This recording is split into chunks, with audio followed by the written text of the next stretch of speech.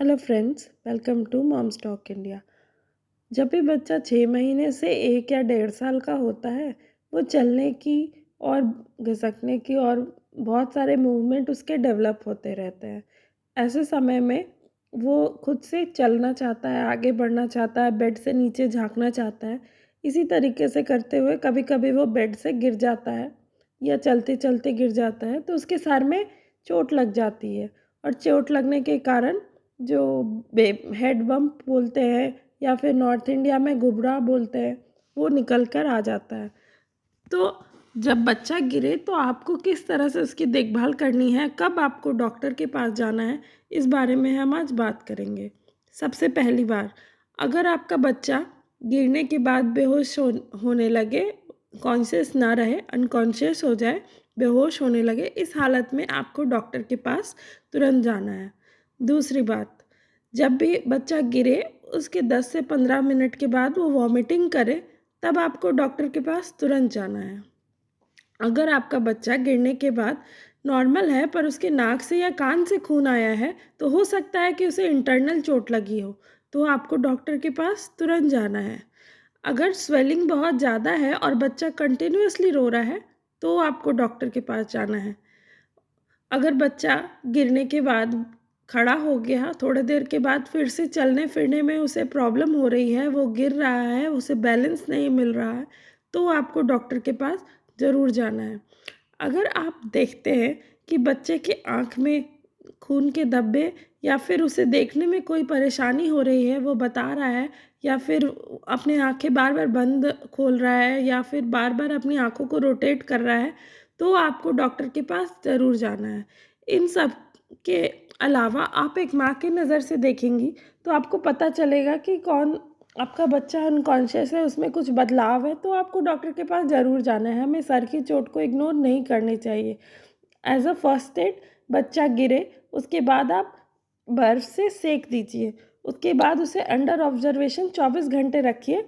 आप उस पे नज़र रखिए, वो खेल रहा है, कूद रहा है, क्या कर रहा है, वो खुश तो है, नॉर्मल तो है, ऐसा तो नहीं कि वो बार-बार उसे किसी तरह का पेन फ़ील हो रहा है, आपको उस पे नज़र रखनी है। अगर वो सो रहा है, तो ज़्यादा देर तक तो नहीं सो रहा है, ये आपको अनुमान लगाना है। और उसके बाद अगर वो नॉर्मल हो गया 1-2 घंटे रो के गिरने के बाद, तो घबराने की कोई बात नहीं है। बम्प आया तो आप उस पे आइस लगा दीजिए, पहले 24 घंटे में ठीक हो जाएगा। और बहुत सारे आजकल क्रीम भी आते हैं, जो बेबी के हेड बम्प होने पे तुरंत लगा देने से वो उसे राहत पहुँचा देते हैं। बस आपको घबराना नहीं है, पर अगर आपको इन सब में से कोई भी समस्या आ रही है, जैसे कि मैं फिर से एक बार बता देती हूँ, अनकॉन्शियस होना, वॉमिटिंग होना, आँख आँख, नाक या कान से खून आना, स्वेलिंग बहुत ज़्यादा होना, बहुत ज़्यादा रोना या फिर बैलेंस की कमी होना, इन सभी सिचुएशंस में आपको डॉक्टर के पास जाने में देर नहीं करनी है। हम सभी जानते हैं कि हम माएँ कभी नहीं चाहती कि बच्चा को किसी भी तरह की तकलीफ़ हो, पर जब बच्चा चलना सीखता है, तो वो किसी न किसी तरह गिर ही जाता है। तो हम इसके लिए बहुत सारे उपाय भी कर सकते हैं। कोशिश करें कि आजकल मार्केट में बहुत तरह के सॉफ्ट फ्लोर आने लगे हैं, मैट आने लगे हैं, जो कि आपको 500 से 600 रुपए में मिल जाएँगे। जब बच्चा खेल रहा है तो आप उसको बिछा दें और उसी पे बच्चा खेलेगा। उस पे गिरने से चोट भी नहीं लगती। जब बच्चा सो रहा है, 7-8 महीने का है, खुद से उसे अनुमान नहीं है किस तरह से बेड से उतरना है, तो आप बेड रेलिंग्स भी ऑनलाइन आपको अमेज़न पे मिल जाएँगे, आप उसका इस्तेमाल करें। बेड रेलिंग्स लगा देने से बच्चा गिरता नहीं है और वो उठने के बाद आपको आवाज़ दे के बुला लेगा।